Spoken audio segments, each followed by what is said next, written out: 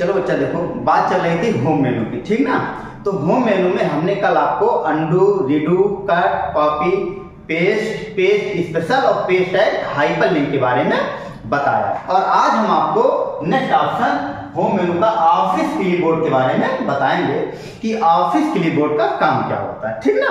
तो देखो हमने लिखा भी है कि it is a virtual memory, कि ऑफिस क्लिपबोर्ड जो होती है यह एक प्रकार की वास्तविक मेमोरी होती है। All the text, copy and cut will store in office clipboard memory, कि इसमें कट या कॉपी किए गए मैटर जाकर के स्टोर होते हैं, ठीक है ना।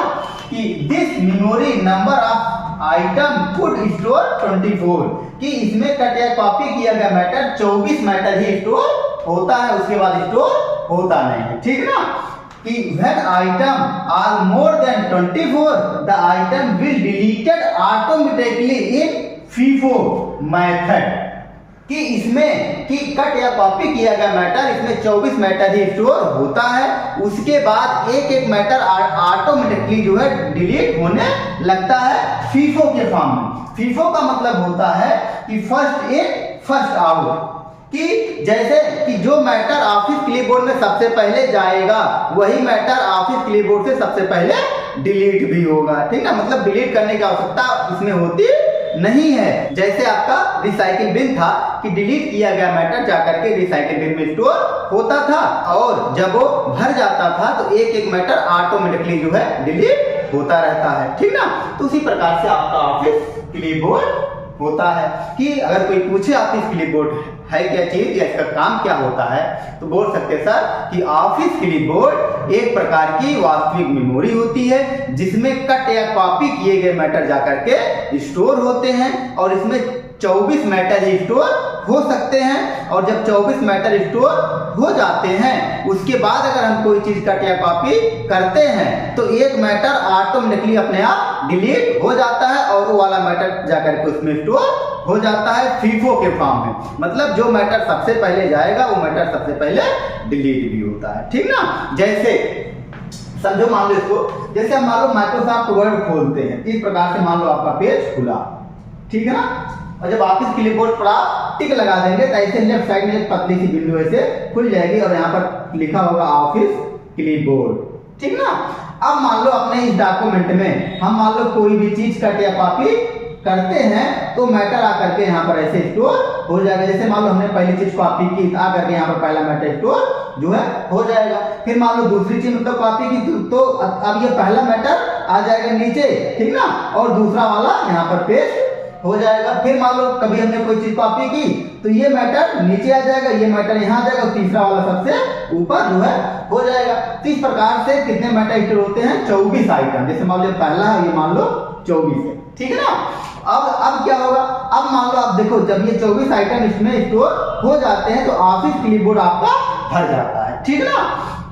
अब मान लो हमने कोई चीज कॉपी या कट किया तो अब क्या होगा? ये नीचे वाला मैटर अपने आप ऑटोमेटिकली डिलीट हो जाएगा, ठीक है ना, और ये वाला मैटर आकर के यहाँ पर पेस्ट हो जाएगा, ठीक है ना। तो अब बात आती है सर इसका फायदा क्या होता है?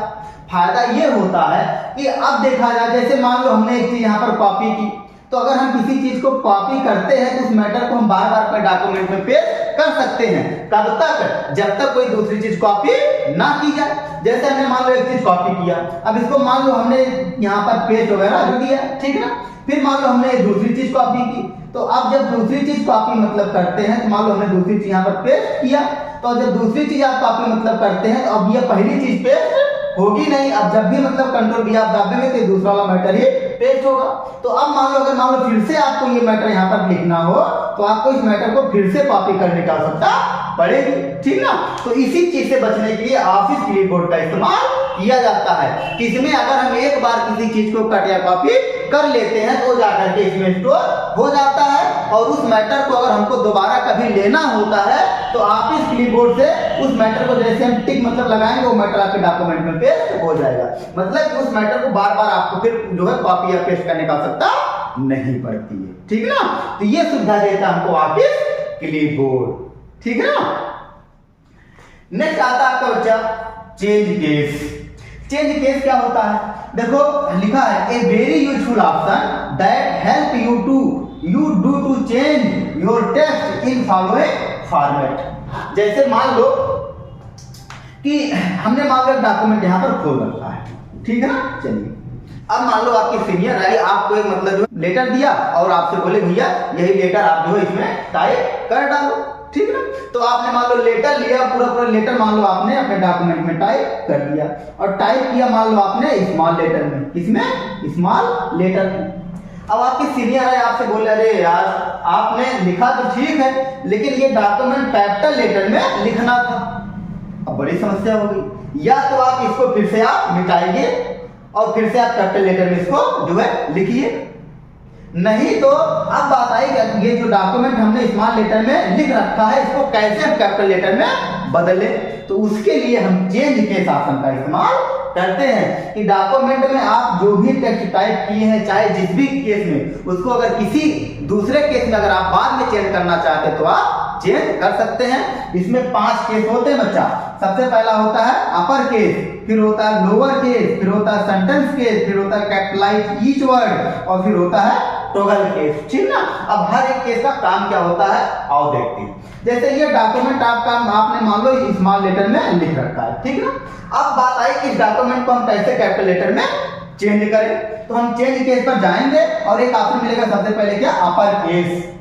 इसका मतलब होता है कैपिटल लेटर। अपर केस पर जैसे हम टिक लगाएंगे ये जो पूरा आपका डॉक्यूमेंट है ये ऑटोमेटिकली कैपिटल लेटर में टाइप हो जाएगा, ठीक है ना। और ये मान लो आपका डॉक्यूमेंट कैपिटल में है और उसको आप स्मॉल लेटर में चेंज करना चाहते हैं तो उसके लिए लोअर केस, जैसे लोअर केस पर टिक लगाएंगे पूरा कैपिटल वाला डॉक्यूमेंट आपका स्मॉल लेटर में कन्वर्ट हो जाएगा, ठीक ना।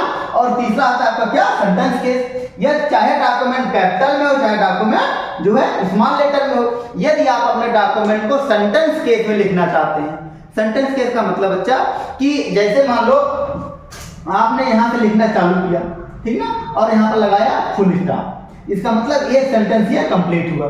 फिर जब दूसरा चालू होगा तो यहाँ से चालू हुआ, मान लो यहाँ पर लगाया फुल स्टॉप, ये हुआ दूसरा जो है सेंटेंस। तो हर सेंटेंस का अगर पहला लेटर यदि, और जब आप सेंटेंस में डॉक्यूमेंट मतलब लिखते हैं तो हर सेंटेंस का पहला लेटर बच्चा कैपिटल होता है। जैसे यहाँ से लिखा हमने इट, इसमें आई कैपिटल होगा, बाकी सब जो है आपका स्मॉल होगा, ठीक ना। और मान लो यहाँ पर हमने फिर लगाया फुल स्टॉप, फिर यहाँ से उत्तर लिखा मान लो हमने दा, तो इसमें टी कैपिटल होगा, बाकी पूरा आपका क्या होगा जो है स्मॉल होगा। फिर जब तीसरा सेंटेंस चालू होगा फिर पहला लेटर कैपिटल होगा, बाकी सब स्मॉल होगा, ठीक है ना। तो इसका मतलब कि हर सेंटेंस का पहला लेटर कैपिटल होता है, बाकी सब स्मॉल होता है। तो यदि आप अपने डॉक्यूमेंट को सेंटेंस केस में लिखना चाहते हैं, चाहे डॉक्यूमेंट आपका कैपिटल लेटर में टाइप हो चाहे स्मॉल लेटर में टाइप हो, तो उसके लिए हम डॉक्यूमेंट को कर लेंगे सिलेक्ट और चेंज केस में जाएंगे और सेंटेंस केस पर जैसे आप टिक लगाएंगे आपका डॉक्यूमेंट सेंटेंस केस में कन्वर्ट हो जाएगा, ठीक है ना।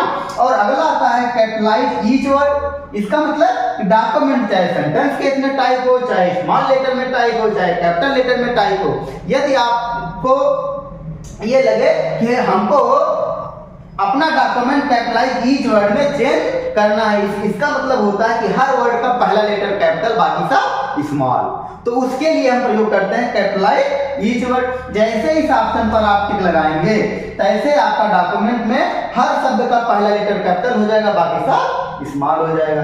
और पांचवा आता है टॉगल केस। इसमें हर शब्द का पहला लेटर स्मॉल होता है, बाकी सब कैपिटल होते हैं, ठीक ना।